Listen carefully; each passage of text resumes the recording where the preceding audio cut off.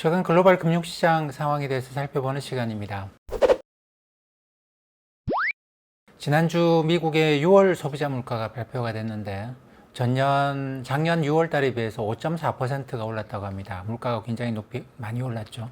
지난달에도 5월 달 수치도 5.0% 그렇게 나왔는데 5% 물가 상승률이 두 달 계속되고 있고 그 전달에도 4.2%인가 그랬죠. 그러니까 굉장히 높은 물가 상승률이 지속되고 있는 그런 상황인데 여기에 대해서 금융시장의 반응이 이론적인 거하고 좀 많이 달라요. 주가는 이것 때문에 물가가 높게 나오고 난 다음에 주가는 좀 떨어졌고요. 금리도 떨어졌습니다. 근데 교과서에서는 뭐라고 이야기하냐면 물가가 올라가면 인플레이션이 발생하면 금리가 올라간다고 이야기합니다. 그 사람들이 그 생각을 해보면 그렇죠. 물가가 1년에 10%씩 올라가는데 은행 갔더니 이자는 1%밖에 안 준다. 그러면 예금으로 1% 이자 받겠습니까? 안 그러면 물건 사놨다가 10% 남기고 팔겠냐라는 것이죠. 그렇게 본다고 한다면 물가 올라가면 같이 금리도 올라가야지 안 올라가면 안 된다. 뭐 이게 이제 기본적인 생각이죠. 주식의 경우에는 또 그럽니다. 물가 올라가는 게 주식에는 좋대요. 왜냐하면 물가 올라간다는 이야기는 기업이 팔 물건의 가격이 올라간다는 이야기죠. 그럼 물건을 기업들이 더 많이 비싸게 팔면 이익이 더 많이 남을 건데 근데 이건 전부 다 장기적인 이야기입니다. 장기적인 이야기. 물가가 올라가면 결국 금리가 올라갈 수밖에 없는 결국 올라갑니다. 물가 올라가면 결국 기업들의 매출이 증가하게 되어 있어요. 결국. 이거는 근데 장기적인 이야기죠. 근데 지금 우리가 보고 있는 거는 굉장히 짧은 몇 달 동안의 이야기입니다. 몇 달 동안에는 물가가 올라간다라고 하는 것이 이번에 나타나고 있듯이 주가가 떨어지고 금리가 떨어지고 이런 장기적으로는 둘 다 올라간다고 이야기를 하는데 단기적으로는 물가의 상승이 주가를 떨어뜨리고 금리를 떨어뜨릴 수도 있다는 걸 지금 우리가 보고 있는 것이죠. 이건 왜 그럴까 생각을 해보겠습니다. 핵심은 여기서 이제 경제인 것 같아요. 경제.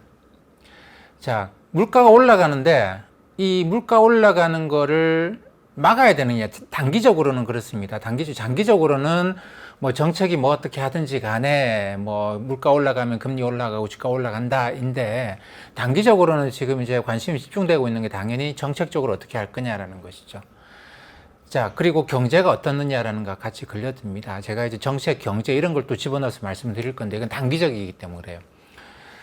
물가 올라간 물가를 떨어뜨리는 거는 쉽습니다. 금리를 확 올려버리면 되겠죠. 금리를 확 올려버리면 물가가 낮아지는 거는 굉장히 쉬운 일이에요. 근데 지금 금리를 올릴 수가 있느냐라는 거죠. 왜? 경제가 좀 좋아지다가 최근에 델타 변이 때문에 또 글로벌하게 경기 지표가 계속 좀 나빠지고 있는 상황이거든요. 이런 상황에서 물가를 잡기 위해서 금리를 올릴 수가 있느냐라는 겁니다. 그거보다는 경제를 생각해야 되겠는데 물가는 나중에 보고 경제부터 좀 좋게 해야 되지 않겠는가 라고 하는 식의 생각을 할 수밖에 없습니다. 최근에 나타나는 금리 하락은 물가가 올라가서 금리가 떨어지는 게 아니고 물가는 올라가고 있는데 불구하고 경제 상황이 악화가 되고 있으니 이럴 때 주가가 더 떨어지지 않을까? 파월 연준 의장의 생각은 아마도 그럴 것 같아요. 이 방치해 놓으면 이게 주식시장에 나쁜 영향이 되지 않을까? 델타 변이가 언제까지 갈지 모르는데 그러면 그동안에 테이퍼링 이런 이야기 하던 거 이제 싹 안 하는 걸로 하면서 금리라도 좀 낮아지면 주식시장이 버틸 수 있지 않겠는가. 델타 변이에도 불구하고 버틸 수 있지 않겠는가. 그래서 그 전주까지만 하더라도 파월 연준 의장이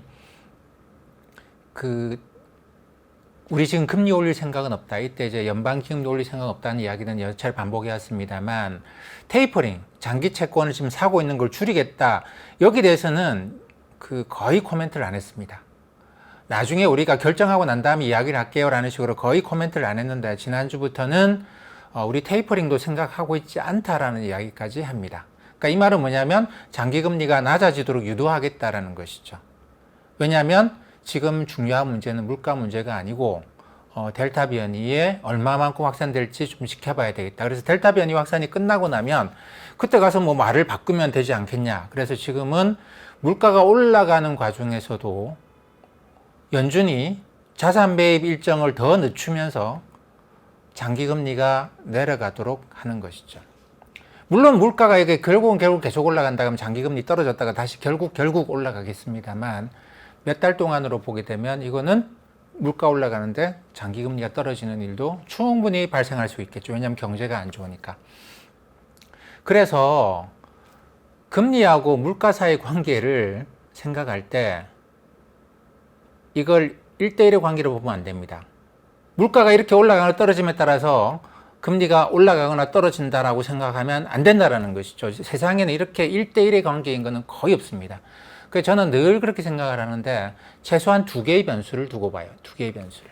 경제하고 물가하고. 채권 금리가 많이 떨어지고 채권 시장이 제일 좋을 때는 어떨 때냐면 경제가 안 좋고 물가가 하락할 때. 이럴 때는 채권의 금리가 굉장히 많이 떨어집니다.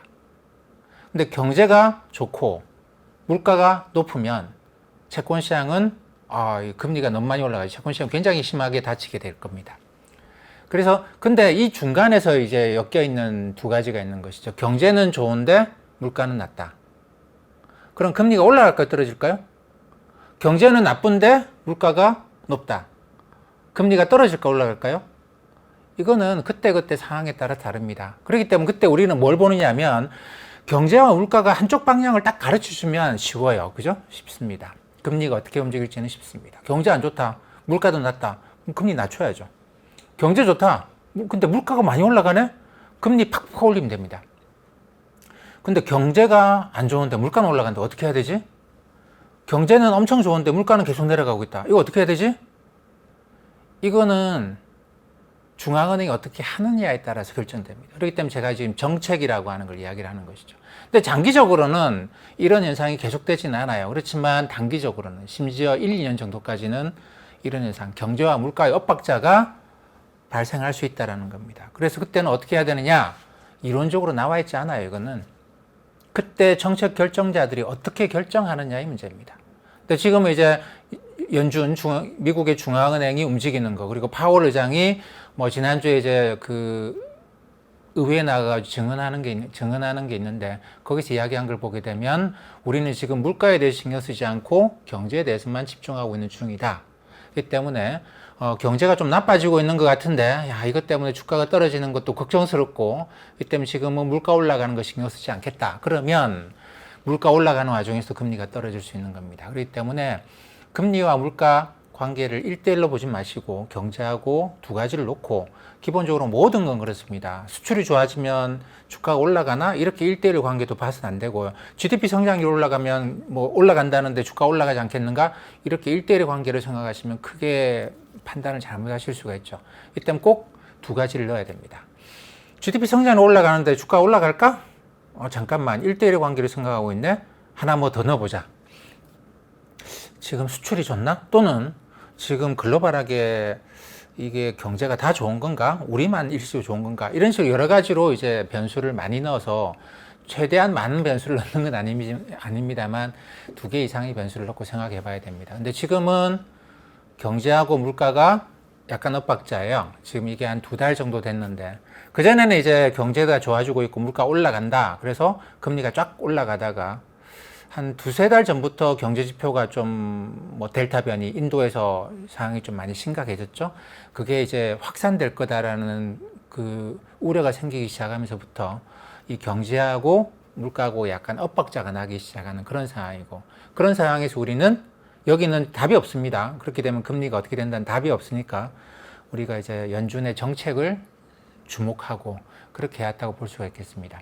주식시장은 어떻느냐? 주식시장은 물가 올라가면 결국은 기업의 매출이 증가한다라는 거잖아요. 증가한다. 명목적으로 물건 한 개 팔아도 옛날에는 이게 100만 원이었는데 지금은 이제 이 물가가 엄청 많이 올라가서 150만 원 될 수도 있는 거 아니겠습니까? 이런 식으로 하면 이것저것 임금이 다 올라가고 하더라도 아무래도 가격이 올라가다 보면 이 마진이 많이 남게 돼 있어요. 그렇지 않습니까? 그죠? 그렇기 때문에 물가 올라가면 결국은 주가 올라갈 것이다. 결국은 맞습니다. 근데 이것도 마찬가지죠. 물가가 올라가면 단기적으로는 사람들이 소비를 줄여버릴 수도 있어요. 비싸다고. 그게 단기적으로 나타나는 현상입니다. 그렇기 때문에 이 물가하고 주가를 보더라도 1대1 관계로 보더라도 단기적으로는 물가 올라가면 기업 이익이 오히려 줄어들어요. 가격이 올라가면서 사람들이 소비를 줄여버릴 수 있다는 거예요.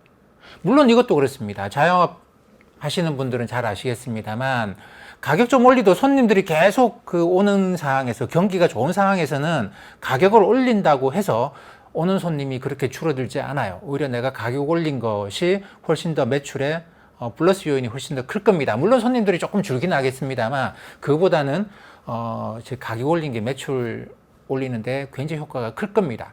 이것 역시 마찬가지죠. 두 가지 변수가 있는 겁니다. 물가도 있고 경제도 있어요. 자, 경제가 좋은데 물가 올라간다. 아, 주식시장 입장에서는 나쁠 거 없죠. 좋습니다. 좋습니다. 근데 경제가 나빠지는데 물가도 낮아진다. 아, 주식시장 입장에 참 이거 괴로운 상황이죠. 물건이 덜 팔리는데 팔리는 물건의 가격도 떨어지고 있다. 남을 게 없잖아요. 기업이 남을 게 없습니다. 근데 지금은 물가가 올라가면서 이제 경제가 악화되는데 이런 것도 마찬가지죠. 이것도 엇박자가 난 거 아닙니까? 이 엇박자가 날 때 주식시장이 어떻게 생각할 것이냐. 아, 이게 사람들이 또다시 델타 변이 때문에 사람들이 소비를 또다시 대폭 줄이려나? 뭐 이런 걱정을 좀 하고 있는 것이죠. 그렇기 때문에 작년 같은 경우에는 뭐 그런 걸 한 번도 겪어본 적이 없으니까 그 다음에 주가가 그렇게 높지 않았으니까 주가가 많이 올라갈 수도 있었는데 지금은 이미 주가가 많이 올라가 있는데 여기서 연준이 무슨 정책을 쓸 것도 없고 뭐 좀 애매하다 이렇게 보는 겁니다. 근데 제가 볼 때는 뭐 델타 변이가 얼마만큼 확산되고 이거는 우리가 알 수가 없는 일이죠. 알 수는 없는 일입니다만 그동안 여러 번 그래 왔습니다. 이게 한 번씩 그랬다가 또 봉쇄하고 나면 또 확산 속도가 늦춰지죠. 그러고 나면 또 다시 좀 어느 정도 정상화됐다가 이게 뭐 왔다 갔다 하는 것이 확 줄여서 계속 줄이고 뭐 이런 거는 아니었어요. 그러니까 일시적으로 지나가는 일이지 않겠는가라고 생각을 합니다. 그렇기 때문에 지금 나타나는 물가가 올라가는데 왜 금리가 떨어지고 왜 주가가 떨어질까라고 하는 이거는 일시적인 현상이 아니겠는가. 연준도 그런가, 파월 의장도 지난주에 이제 뭐 우린 테이퍼링도 생각 안 하고 있다 이런 얘기까지 하는 거 보면서 아, 지금은 금리 전반이 단기금리든 장기금리든 좀 내려가길 원하는 거구나. 왜냐하면 그게 주가가 이제 어느 정도 바닥을 다지면서 그 하락을 안 하고 버틸 수 있는 힘을 주는 원천이 이 금리가 낮다라는. 금리가 이렇게 낮은데 주식이나 투자할까? 뭐 이런 투자에 대한 어떤 이제 그런 그 투자의 열기가 다시 살아날 수도 있습니다. 그런 걸 겨냥해서 한 이야기지 않겠는가 그렇게 보고 있습니다. 그렇기 때문에 단기적으로는 좀 이제 뭐 시장이 주가의 조정 움직임 분명히 있을 수밖에 없다고 생각을 하지만 그게 그렇게 길어질 거라고는 생각을 안 해요. 델타 변이 확산 속도를 보면서 지켜봐야 되겠습니다. 그러고 난 다음에 경제가 좋아질 수 있을까? 예, 그거는 그럴 가능성은 굉장히 높다고 생각하는데 왜냐하면 그동안 소비자들이 소비를 안 하고 저축하고 있는 돈이 굉장히 많아요. 미국의 경우에도 원래 미국 사람들이 100만 원 소득이 생기면 세후로 100만 원이 생기면 이제 7만 원 정도를 저축을 했는데 지금은 21만 원을 저축을 하고 있거든요. 그러니까 그게 이제 좋아지면 소비하려고 하는 그런 것들도 굉장히 많습니다. 영국도 보면 봉쇄가 풀리고 난 다음에 사람들이 이제 거리로 나와서 소비를 굉장히 많이 하고 있잖아요. 그런 걸 보게 되면 뭐 미국이든 한국이든 이 어느 정도 이제 변이가 진정이 되고 확산이 진정이 되고 나면 다시 곧바로 뭐 보복 소비라고 하는 그런 소비가 살아나면서 경제가 다시 활력을 찾아 나가지 않겠는가라고 생각을 합니다. 그 마지막으로 이것도 한번 생각을 해봐야 될 것 같아요. 미국의 소비자 물가 상승률이 작년 6월에 비해서 올해 6월 달에 5.4% 올랐다는 게 얼마나 많이 오른 건가라는 생각을 해봐야 됩니다. 근데 결론적으로 보면 그렇게 아주 심각한 건 아닙니다. 왜냐하면 우리가 지금 이야기하는 5.4%라고 하는 거는 전년 동월 대비거든요. 작년 6월에 비해서 올해 5.4% 올랐다는 이야기입니다. 근데 작년 6월이 비정상적으로 물가가 많이 올라갔는데 그렇게 비정상적으로 많이 올라간 데서 또 5.4% 올라갔다가는 그건 굉장히 심각한 거겠죠. 근데 그게 아니고 작년 6월은 작년 4월, 5월, 6월 거의 제로였습니다. 물가 상승률이. 팬데믹 그 한 가운데 있었죠. 그러다 보니까 작년 6월이 아마 0.6%였을 거예요. 그 전 해에 비해서 0.6%. 비정상적으로 낮았죠. 이 비정상적으로 낮은 것에 대해서 반대로 높게 나온 겁니다. 이걸 이제 기저효과라고 이야기를 하는데 베이스 이펙트.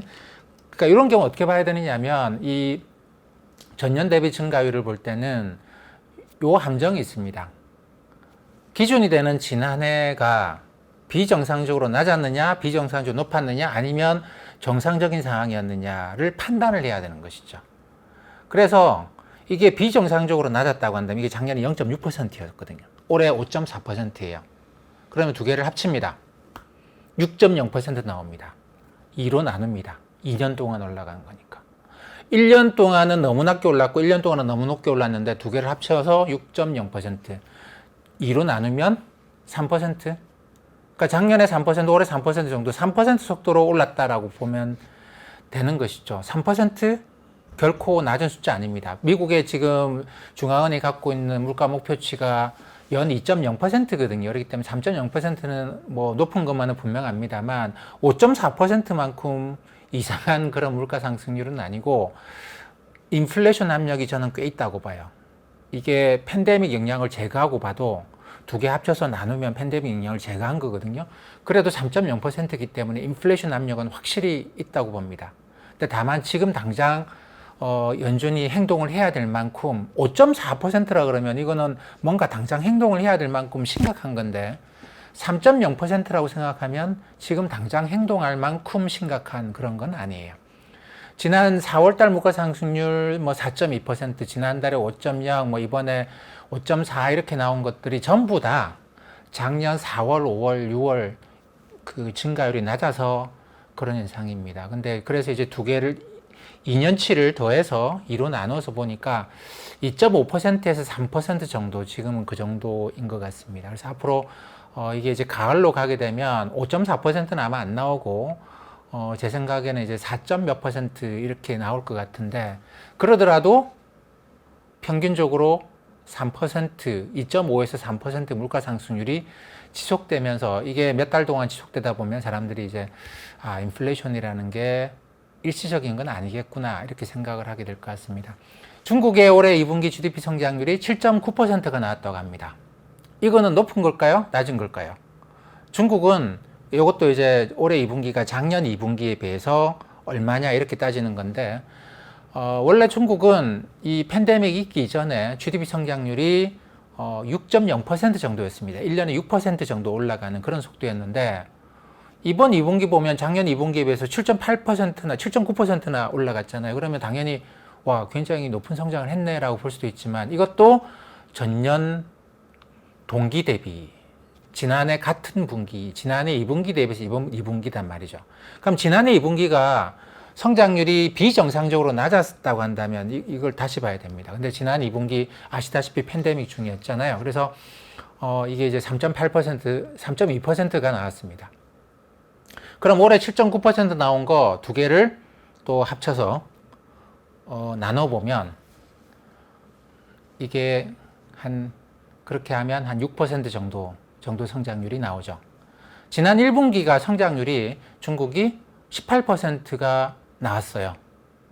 근데 작년 1분기 성장률이 마이너스 7%쯤 했거든요. 그러면 두 개를 또 합쳐봅니다. 합쳐보면 마이너스 6%, 이거는 18.3%인가? 그 두 개 합쳐보면, 그러고 2를 나눠보면 대충 이것도 6%에 좀 근접한 수치가 나옵니다. 그 때문에 중국은 계획경제죠. 계획경제이기 때문에 이제 성장률 숫자를 만드는 거는 굉장히 잘할 수 있습니다. 이것저것, 이번 분기의 성장률이 좀 낮게 나올 것 같다? 그러면, 우리 저 지역 아파트 개발하는 거, 내년에 하기로 한 거 있죠? 이번에 합시다.